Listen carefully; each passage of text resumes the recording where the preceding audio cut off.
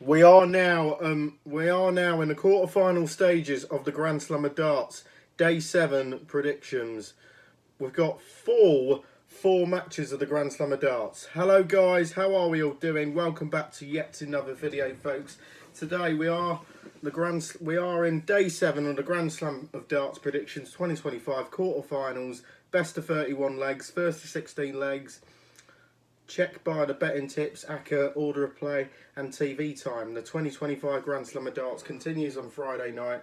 So check out Abigail Davies's match by match predictions, best bets and suggest ACCA.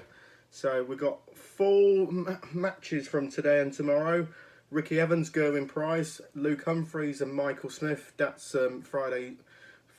That's tonight's matches. Tomorrow night's matches is Luke Littler against Josh Trott. That could be, a brilliant game. And Danny Nopper against surprise package Lucas Vanek. So before you get into the YouTube channel, please hit the subscribe button and just like and comment and subscribe to the channel. Right, first up, Gerwyn Price against Ricky Evans. Gerwyn Price has already picked up 6 titles in 2025 from 9 finals, but none of them have come in major tournaments at times. In his last 16 match against Martin Schindler on Wednesday, it looked as though it was going to be an all too familiar story for the Iceman on the big stage, big TV stage, as he allowed the German #1 back into the contest on more than one occasion. However, what would have pleased him with his ability to find his best darts and to get the job done, winning the final 2 legs in 23 darts. You expected him to find prolonged spells of that sheer brilliance again on Friday night. So with his finishing percentage up near 50% for the tournament, if he can maintain that, I expected him to advance to a fourth Grand Slam semi-final. As for Ricky Evans, he overcame with nerves of large periods against Luke Woodhouse. He was still able to stage a dramatic comeback from 8-5 down to reach a third major quarterfinal on his career and his first in 2025. Regardless of what happens this evening, the hope is that the Rapid can use this run as a catalyst, but start making the latter stages of events, but on a more consistent basis, because when he does get it right, he's one of the most enjoyable and entertaining players to watch. These two did, of course, meet in the group stage for this event and the best of 9 match. It was Rapid who triumphed, and that was his first win over the Welshman since 2018 and his first in unlucky number 13 meetings. However, over this long format, even with at times laboured showing last time out, I fully expected a 3-time Grand Slam champion to advance. I'm going for Gerwyn Price to win 16-8.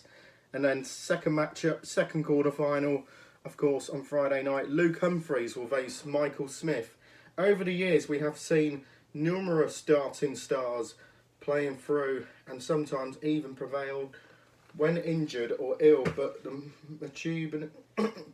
magnitude of Luke Humphries' victory over Jurgen van der Velde, while suffering from a shoulder problem so bad, but he complacent with a withdrawing from the tournament prior to his last 16 match, but was nothing short of astonishing, wincing after the release of darts, and Coolhand was somehow still simply breathtaking, unplayable, as he swept aside his young Dutch opponent with a whopping 108.5 average. Whilst we are yet to hear whenever the pain has subsided ahead of his quarter-final clash, it's going to be pretty difficult, as he's shown before, but not impossible for him to replicate those explosive levels this evening.